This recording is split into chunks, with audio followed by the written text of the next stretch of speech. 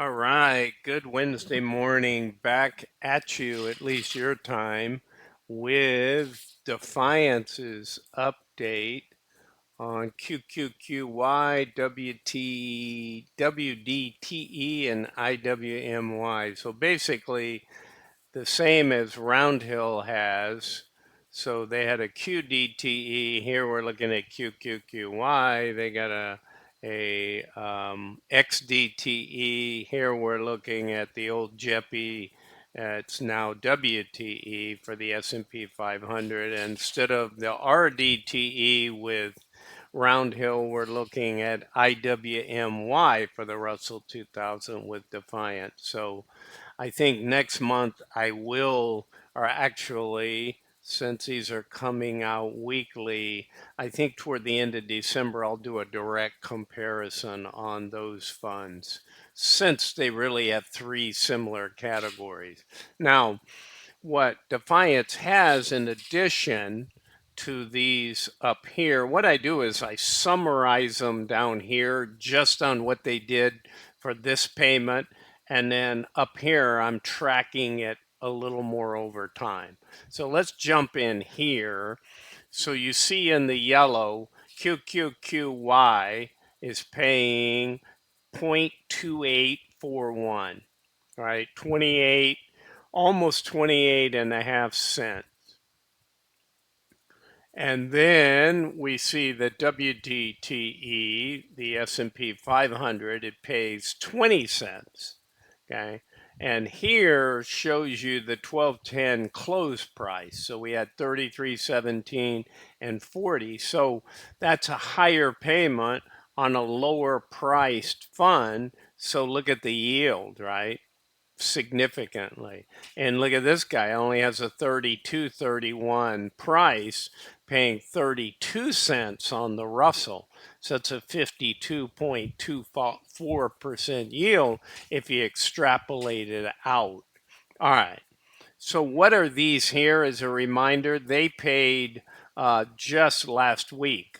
So they declared on 11/29 and they paid on 12/4. So the last Defiance ones were the targeted income fund, both the S&P and the NASDAQ 100. So why do they call it a T or targeted? Because they want to have about a 20% with little to no dividend or NAV loss, not dividend, NAV loss. So people complain, oh, well, it starts out up here and then it declines a lot. So when I'm tracking my total return, well, these should be much closer. But if you look here, these all came out with different time frames, right? So you see the distribution amount. Now, these are only paying monthly, okay? For Defiance, it's only these others that are paying the weekly ones. So our total return really varies on these guys. The S&P 500 is close to 20% because why? This is actually a positive number as well, right? So when you stay positive, this is the oil index, so kind of ignore that guy. You have a 1982 and a 10.18 annualized total return. So the S&P 500 is significantly outperforming. All right. But again, this isn't a huge, well, 3.7 on the S&P. This one is 3 months later on 6/21. So one could argue that they're not comparing over time. When it's 9 months and 12 months, it's very similar. All right. So let's take a look at, we know what we were paid. We know what the yield is on the current Defiance. But let's look at this stuff statistically and get a feel for what I'm doing here. All right. So these all launched on 10/9 being weekly. Prior to that, they had reverse 3-for-1 splits. There's all kinds of anomalies when you're reporting on it. So I decided in this base, I'm going to report on it down here and I'm going to collect the data since they became weekly. So we're now 2 months in, right? So here's our total return for the QQQY is 21.3. That's an annualized total return. WTTE, the S&P 500, is down at 11%. Okay, total return annualized. But again, it's still on a small sample. So what is hurting it and what is helping it on this small sample? Well, one only has to extrapolate down that there is NAV loss happening. Hence, why they've gone to some targeted income with a less of a NAV.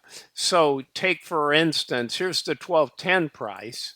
Okay, what was the October launch price date? It's just 2 months ago, people. It was 34.69. It's 33.17.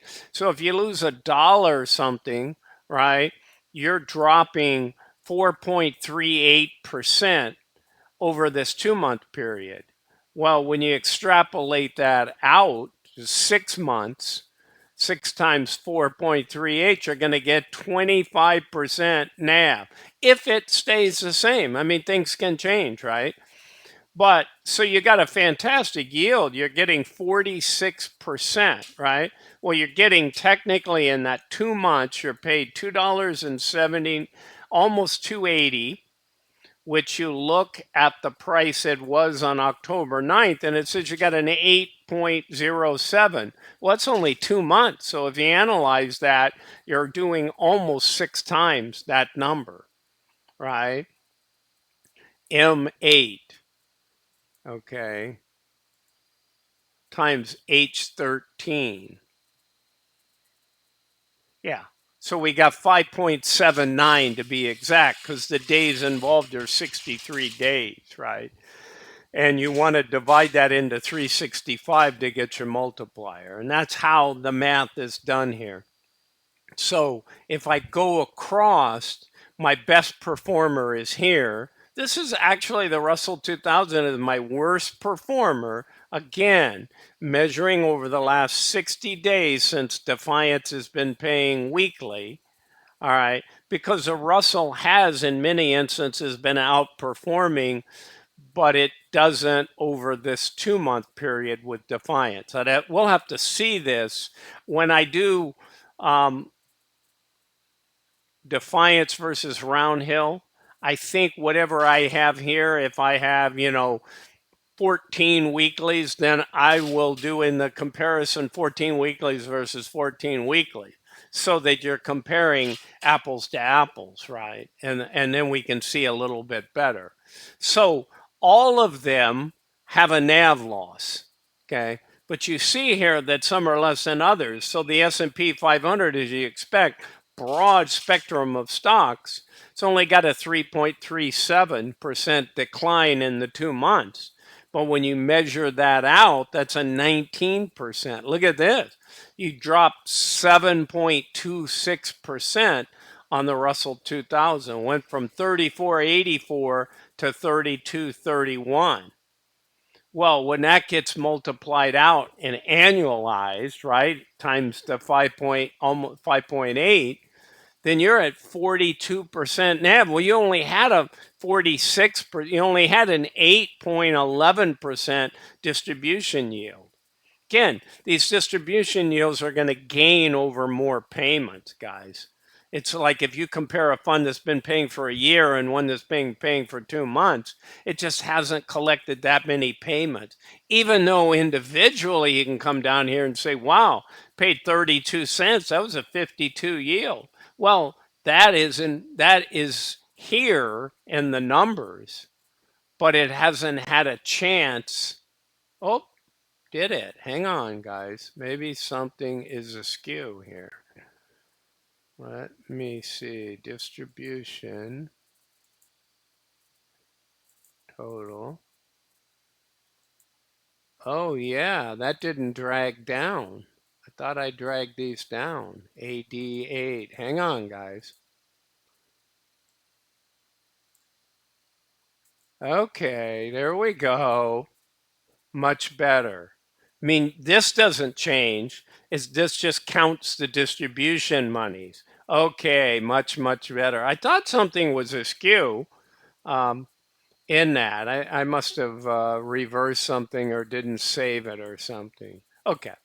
So now we're closer, and this makes more sense because you got this big payment just in this last week, right? Where I collect them out since they've gone to weekly right here. And you're seeing it outperform almost all on the weekly basis. All right, let's re-look at this on an annualized basis.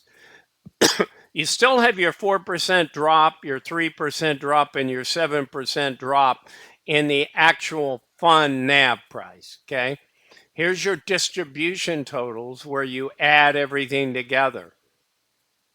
And this is your yields, 8%, 6%, and almost 10%. So then we take that and we multiply it times our 5.79. So by far, your biggest pure yielder is your Russell 2000, 56.6. Okay, when you annualize the 10% number, if you will. But it still has the NAV loss. So if the NAV goes up, then you're going to get into the positive. So right now, the NASDAQ 100 is the winner.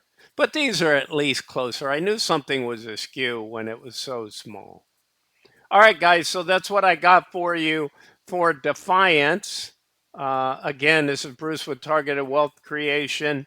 Um, this is not financial advice. This is for fun and education. Hope you're all doing well. Have a great rest of the week. For those of you, a couple questions around metals and stuff, I have a big metals forecast, what I see happening on the charts. GDX, miners, silver, platinum, gold. What kind of prices do I see? I think you're going to be pleasantly surprised if we follow the GAN 60-year cycle that we're close to. Out to 26 to 2027, we should see significant gains. You know, it's like what's been happening with BTC. So it's looking like gold is lining up to be awesome, awesome ahead. It really needs to perform like that. So I got a lot of input, a lot of charts, a lot of data. I'll get that out sometime on Friday. Okay, guys, that's what I got for you. Have a great one. Bye for now.